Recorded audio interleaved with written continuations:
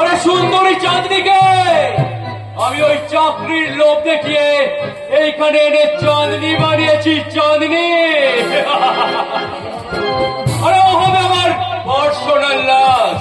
আরে তাই তো চাঁদনি তার জমানে ওই পিকচার দিয়ে আরে আমার মতো রোগীদের সেবা করবে সেবা। আরে রাতের পর রাত চলবে আমার বেডরুমে সুন্দরী চাঁদনির ভালোবাসার নার্সিং।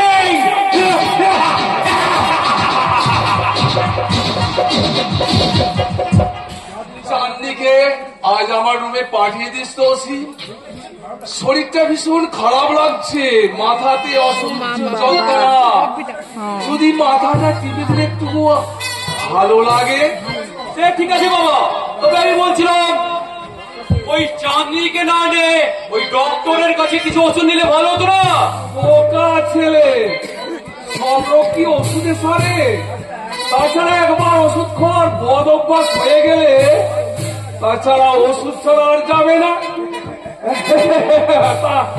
এক কাজ বলতো, মেয়েটাকে জোগাড় করলি কোথা থেকে?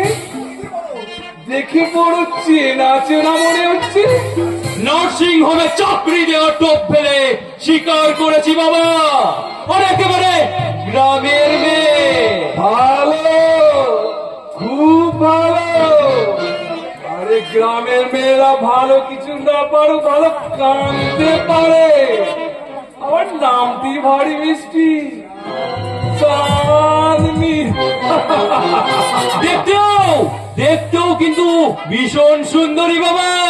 বোকা ছেলে, দেখার বয়সটা আমার আছে রে বাবা।